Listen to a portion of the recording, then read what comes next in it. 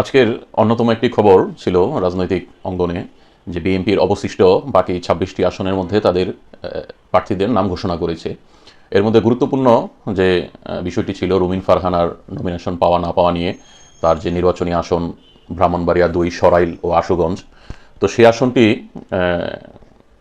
একটি চমক দেখিয়ে সেই আসনটা বিএনপির সাথে যে জোট বাংলাদেশ জমিয়তে ইসলাম, সেই দলটির নাম, সেই দলের এক নেতা যিনি ওয়াজ করে বেড়ান জুনাইদ আল হাবিব, ওনাকে দেওয়া হয়েছে।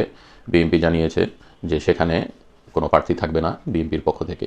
তো এই খবরের প্রতিক্রিয়ায় ব্যারিস্টার রুমিন ফারহানা, যিনি বিএনপির আন্তর্জাতিক বিষয়ক সম্পাদক ও সাবেক সংসদ সদস্য ছিলেন সংরক্ষিত মহিলা আসন থেকে, যদিও তিনি সরাসরি নির্বাচন করে পাশ করেননি, যে ২০১৮ সালের যেই রাতের ভোট হিসাবে ব্যাপক পরিচিত যে নির্বাচনটি, সেই নির্বাচনে বিএনপি যে ৬টি আসন পেয়েছিল, তো ৬টির বিপরীতে একটি মহিলা সংরক্ষিত আসন পায়।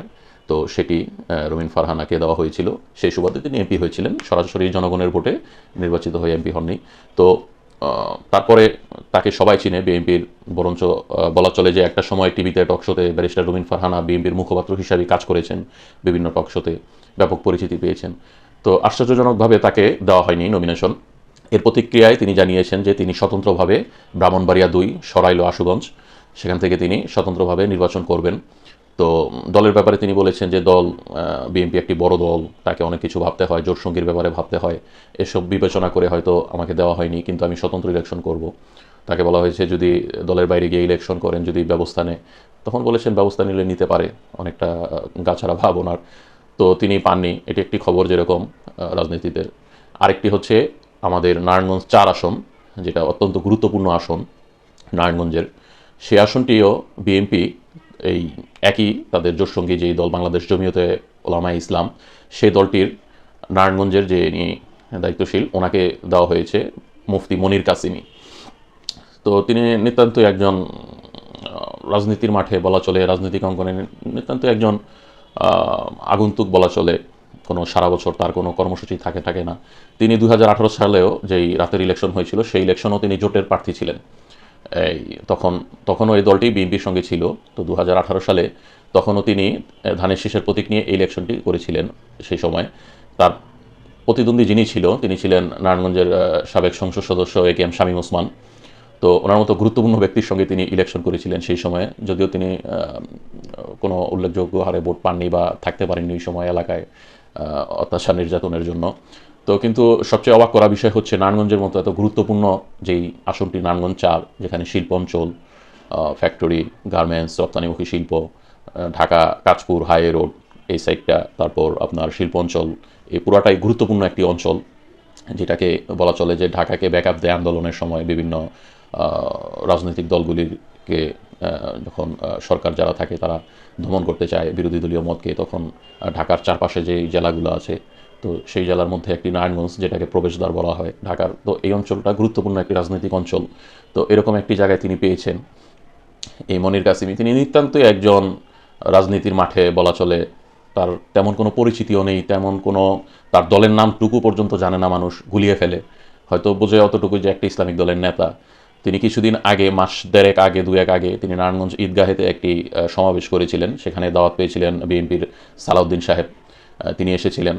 কিন্তু ওনার দল থেকে ২০-৩০ জন লোক তিনি জমা করতে পারেননি।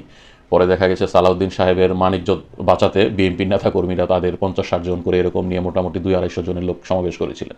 তো এরকম একটি লোককে দেওয়া হলো জোটের পক্ষ থেকে। এটা খুবই একটি অবাক করা বিষয় যে নারায়ণগঞ্জ ৪ আসনে তিনি পেয়েছেন।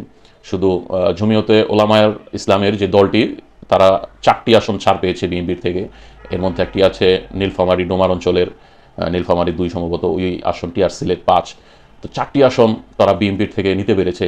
তো এই দলের প্রভাব প্রতিপত্তি ও রাজনীতিতে তেমন নেই, অনেকে নামও জানে না। আর তাদের মার্কা তো আরও দূরের কথা, তাদের মার্কা হচ্ছে খেজুর গাছ মার্কা।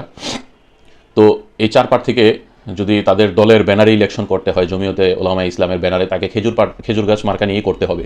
কারণ এবার নির্বাচনী আইনে যে সংশোধন এনেছে পিআরে, ওই সিস্টেমে আপনার জোটের যদি অন্য দল থাকে তাহলে বৃহৎ দলের মার্কা নিয়ে তারা করতে পারবে না, যেই দল সেই দলের মার্কা নিয়েই করতে হবে। এখন বিএনপির সঙ্গে যারাই জোট করুক না কেন তারা ধানের শীষ প্রতীক ব্যবহার করতে পারবেন না, তাদের যে নিজস্ব মার্কা আছে সেগুলো করতে পারবেন। যেমন নুরু যেই গণ অধিকার পরিষদ, তিনিও যদি শোনা গেছে তিনিও 2টি আসন পেয়েছেন বিএনপির থেকে ছাড়, তো তিনি করতে হলেও তার দলের যে মার্কা ট্রাক সেটাতে করতে হবে, ধানের শীষ নিয়ে তিনি পারবেন না। নারায়ণগঞ্জ 4 যে মনির কাশিমি উনি ধানের শীষ নিয়ে করেছিলেন 2018-এ জোট প্রার্থী হিসাবে, কিন্তু এবার তিনি সেটা পারবেন না, তাকে তার দলীয় প্রতীকে আসতে হবে। এই জন্য দেখা গিয়েছে অনেক ছোট ছোট দলগুলা ইদানিং যেগুলি বিএনপির সাথে ছিল সেই দলগুলো তাদের দলগুলো বিলুপ্ত করে দিয়ে বিএনপিতে যোগ দিয়ে দিয়েছেন সরাসরি, কারণ ওই একটা সমস্যা থেকেই যে তাদের মার্কা তো অখ্যাত মার্কা, কেউ চিনে না, তো সেই সব মার্কাকে বিলীন করে দিয়ে এই ধানের শীষেই তারা এসে নির্বাচন করবেন। তো এই নতুন নিয়মের কারণে ছোট ছোট দলগুলি যারা বড় দল মানে বিএনপির সঙ্গে জোট বেঁধেছেন তাদের ক্ষেত্রে কিছুটা সমস্যার কারণ হয়ে দাঁড়িয়েছে। এখন প্রশ্ন হলো যে বিএনপির মতো এত একটি বড় দল, জমিয়তে উলামায়ের দলের মতো দলকে 4টি আসন তারা ছেড়ে দিল, কিন্তু জমিয়তে উলামা ইসলাম কি এই 4টি আসন উদ্ধার করতে পারবে তাদের এই খেজুর গাছ মার্কা নিয়ে? আর বিএনপির স্থানীয় নেতারা কি তাদেরকে মেনে নিবে, তার পক্ষে কাজ করবে, নাকি স্বতন্ত্র দাঁড়িয়ে যাবে অনেকেই, এই সুযোগটা আবার বিরোধীরা নিবে? তো জমিয়তে উলামা ইসলামকে এত গুরুত্ব দেওয়ার কারণ কি হতে পারে বিএনপির?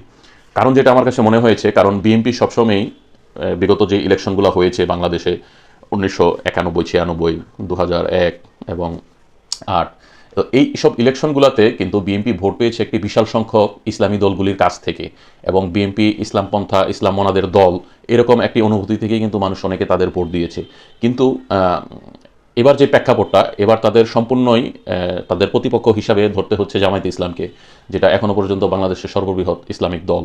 তো যেখানে তাদের লড়তে হচ্ছে একটা ইসলামিক দলের বিরুদ্ধে, সেখানে যদি বিএনপির সঙ্গে কোনো ইসলামিক দল না থাকে তাহলে তো একেবারেই তারা ইসলামিক দল শূন্য একটি দল হয়ে যাবে। তখন তারা ইসলামিক মন মানসিকতার যে মানুষগুলো আছে, ভোট দেয় শুধু ইসলামকে ভালোবেসে, কোনো ব্যক্তি বা দল দেখে নয়, এরকম দলগুলোর কাছ থেকে ভোট টানার জন্যই হয়তো বিএনপির এই কৌশল হতে পারে যে এরকম জমিয়তে উলামা ইসলামের মতো দলকেও তারা 4টি আসন ছেড়ে দিয়েছে, তাও সব গুরুত্বপূর্ণ আসনগুলা। তো এটা একটি কৌশল হতে পারে যেটা বিএনপি নিয়েছে। তো দেখা যাক এখন তাদের এই কৌশলটুকু কতটুকু তারা সফলতা অর্জন করতে পারে, তাদের যে ছেড়ে দেওয়া আসনগুলো তারা উদ্ধার করতে পারে কিনা তাদের এই জোট সঙ্গীদের দিয়ে।